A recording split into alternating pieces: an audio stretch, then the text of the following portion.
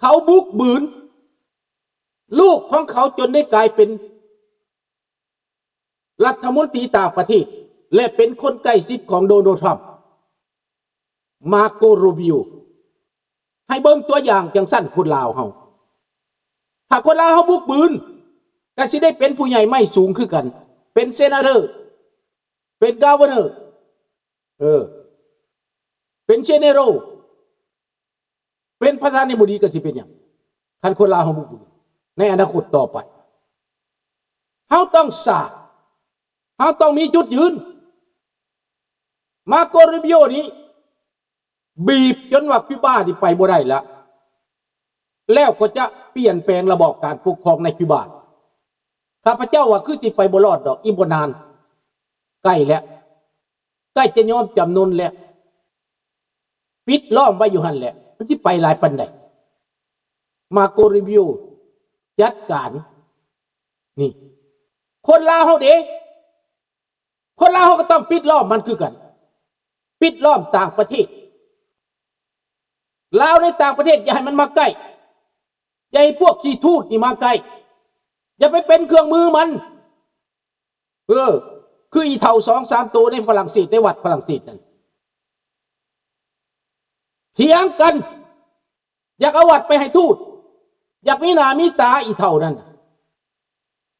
แต่ในตอนนี้สู้พวกประชาธิปไตยบ่ได้ข้าพเจ้าได้ยินพวกประชาธิปไตยพวกที่เคยสร้างเคยสาวัดมานั้นข้าเจ้าลุกขึ้นข้าเจ้าต่อสู้ข้าเจ้ายืนหยัดข้าเจ้าแข็งแกร่งข้าเจ้าตุ้งสร้างสามหัวไปติดใส่ข้าเจ้าเอาหูพระเจ้าแผ่นดินลาวไปปั้นไว้ในหันป้าไว้ในหันเพราะอาจารย์จันทีนั้นเป็นผู้สร้างวัดมาและราชวงศ์เป็นผู้สนับสนุนเรื่องนี้วัดนี้ราชวงศ์ไปอยู่ตลอดเวลาแต่อีเท่า2-3โตนั่นน่ะมันอยากเอาออกรูปเจ้าชีวิตมันอยากเอาทุ่งสร้างสามหัวลงอีเท่านั่นน่ะอีหาโยมันน่ะมันสร้างความวุ่นวายในเมืองฝรั่งเอาซื้อไม้ข้าพเจ้าสิด่าอีหาเท่า2-3ตัวหัน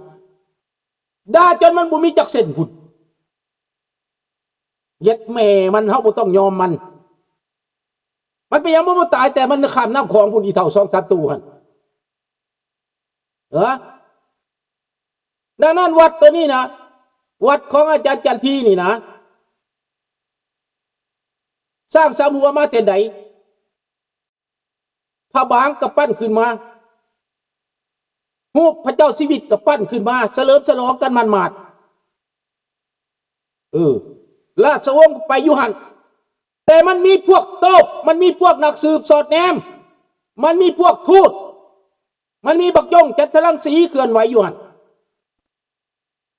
บักผีปอบบักแก้วหัวขอด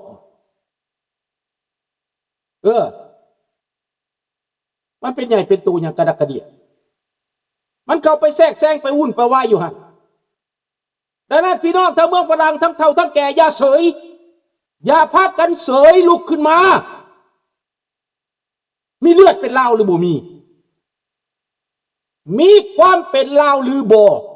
คนลาวในฝรั่งเศสต้องฟังทางนี้สิอยู่รัฐใดเมืองใดก็อย่าลุกขึ้นมาปกป้องซอยกันเป็นคะแนนเสียงให้กันสนับสนุนกัน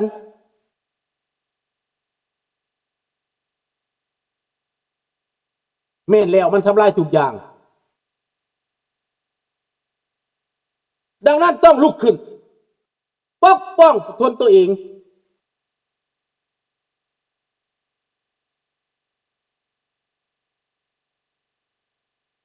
นี่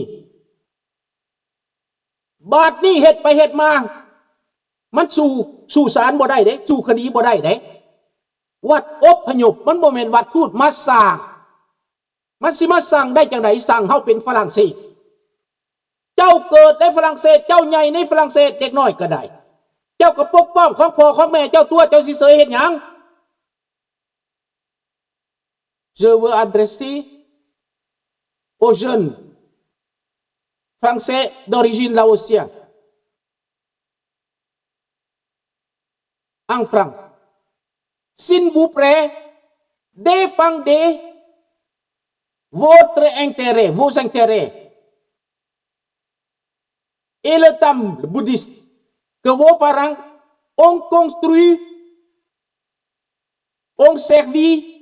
de toute leur vie. Réveillez-vous, battez-vous pour la survie.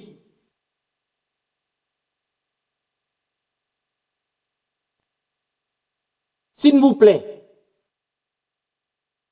rassemblez-vous et chassez les espions du régime communiste du Laos hors du territoire français.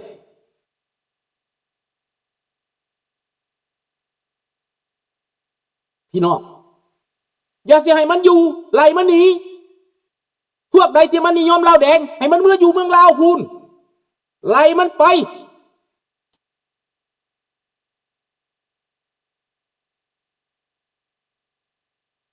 ไล่มันไปอย่าเสียให้มันแทรกแซง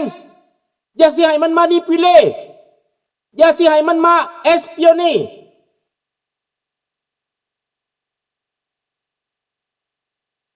อย่าเสียให้มันมาวุ่นวายในวัดมันบ่ได้มาสร้างวัดบักทูตนั่นบักขี้ทูตนั่นสิเชิญมันมาหยังมันเป็นศัตรูเฮาถ้าเจ้าไปเฮ็ดแบบนี้ในเมืองลาวมันจับเจ้าและบัดมาเฮ็ดในเมืองฝรั่งเนี่ยเจ้าไปยังบ่จับมันคนละประเทศมันบ่สามารถมาคุ้มครองมันบ่สามารถมาต่อเสียงได้ในฝรั่งเศส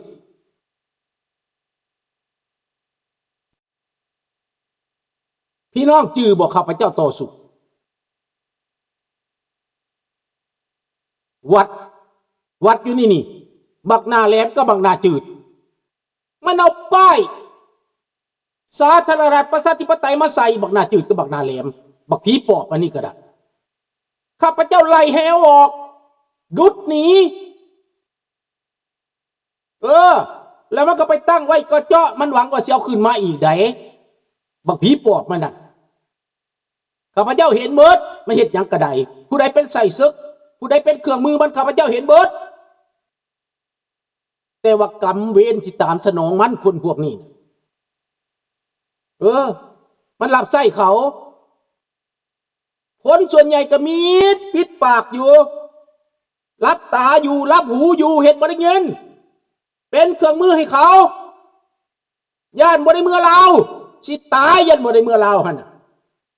ที่จริงแล้วมันโง่เฮาสิตายมันก็ฮู้อยู่เฮาเป็นปฏิการมันก็ฮู้อยู่เฮาบ่มักมันแต่มันก็มาเซินมายั่วบักเฮียมเว้าสิให้กลับลาวกลับมาบ้านมาเมืองมันเว้ากลับไปโลดกลับไปตาย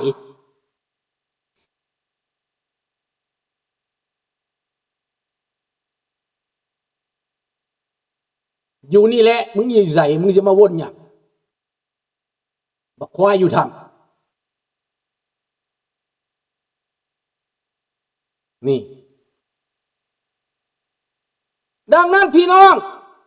มันบ่มีสิทธิ์ที่จะมาก้าวไก่เฮาในต่างประเทศบักลีลาลิสบักควายได้ทำควายแตกทำบักควายแตกทำควายแตกคอกกินข้าวกำควายแตกทำกินบ้านกินเมืองบักผีปอบเห็นบ่ล่ะมันกินบ้านกินเมืองควายแตกทำอันนี้เขาห้องควายมาแต่ทำคันควายบ้านซื่อมันกินแต่ก้ากินก้าข้าวกำควายแตกทำมันกินบ้านกินเมืองพี่น้องนี่ละหยุกนี่ละแล้วเฮาฮู้จักบ่ล่ะเขามาแทรกแซงตอนเราข้ามน้ำของมานั่นมันเอาปืนอากาศยิงตอนเรามาอยู่ศูนย์มันมาจูดศูนย์แล้วพวกเจ้ายังสิกลับคืนไปหนบตีนมันอีกวะพวกเจ้าขี้ห้ายปานนั้นพูดบอกพวกเจ้าสัวปานนั้นพูดบอก จ้าปานนั้นพุ่นบ่ให้เขาห้องว่าบักจ้าบ่อีจ้าบ่อีเท่าจ้าบ่คันเฮาสิเมื่อบ้านเมืองก็ให้เบิ่งประเทศยุโรปเขาเมืองยุโรปเขาเมืองแบบใดเป็นประชาธิปไตยเขาจังเมืองเปลี่ยนแปลงระบบการปกครองเขาจังเมืองอันนี้เขายังเป็นผีเป็นเพศอยู่เขายังเป็นผีปอบกินตับกินไตเจ้าอยู่จะสิไปอยู่น้องเขาได้วะผู้อดบ่ได้ทนบ่ได้ก็ไปบ่ได้ว่าการไปตายเท่าอยู่พุ่นก็บ่ได้ว่าหยังไปตายทรมานอยู่พุ่นก็บ่ได้ว่าหยังสิตายมากก็ได้แลนมาฝรั่งคือเก่าตามข้าพเจ้าเบิ่งนี่นะโรงพยาบาลอยู่พุ่นมันบ่ได้เห็นเบิ่งเจ้า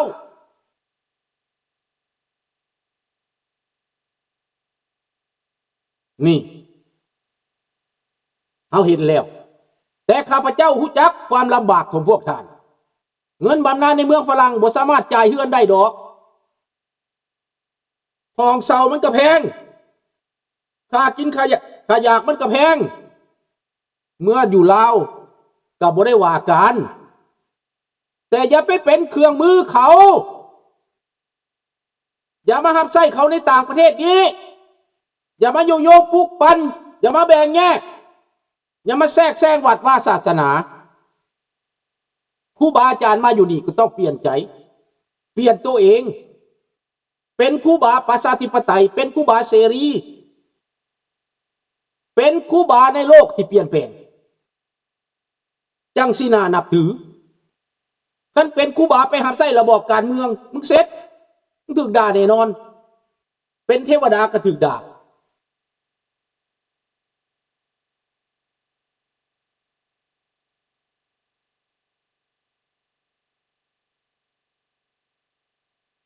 นี่แหละดังนั้นพี่น้องอย่าไปสนใจมันอย่าไปให้ความสำคัญมันเฮาต้องรักษาผลประโยชน์ของเฮา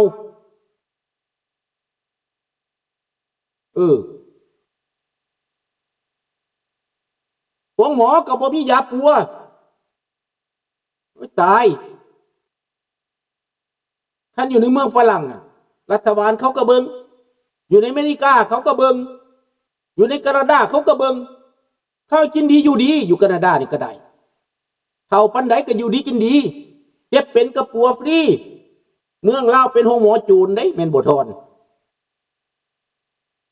เป็นห้องหมอโจรดังนั้นพวกมันโฆษณาส่วนเสือดังนั้นพวกที่มันเคลื่อนไหวเพื่อเล่าแดงนะกำจัดมันพี่น้องเปิดหน้ามันประนามมันบกกล้าด่าส่งหูมันมาพี่ส่งหน้าตามันมาพี่ผู้ใดบกกล้าด่านั่นกับพระเจ้าสิดามันเย็ดแม่มันตอนมันข้ามน้ำของน่ะมันล้วนหนีล่มหนีตายนะมันขอไปต่างประเทศข้าพเจ้าหนีภัยการเมืองข้าพเจ้าย่านตายข้าพเจ้าบ่มักลัทธิคอมมิวนิสต์มันว่าผู้ใดลักผู้ใดปีนผู้ใดทรยศให้มันมีอันเป็นไปเบิดพี่น้อง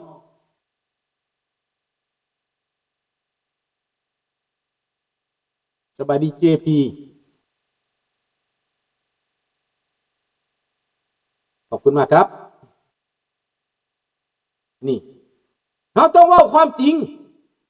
ถามแม่พี่น้องคนไทยในประเทศไทยเป็นพยานได้คนลาวหนีล่มหนีตาย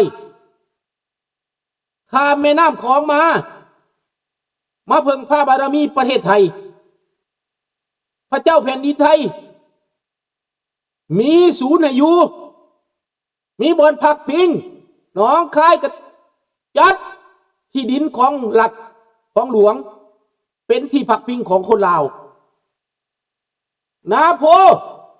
สรรพศาสตร์กระเซาที่ดินแคมป์ค่ายพยอดเมืองขวางนั่นอยู่บ้านนาโพบ้านนามุนให้คนลาวอยู่หัดเป็นหลายแสนคนทุกข์อึดยากลำบากกากกำข้าพเจ้าก็อยู่ในศูนย์แห่งนั้น5 ปี4-5 ปีพี่น้องมันเจ็บขนาดใดแล้วมามือนี้นะ มันสินำมาคัดขวางมันสินำมาม่างเพมันสินำมาสร้างความแตก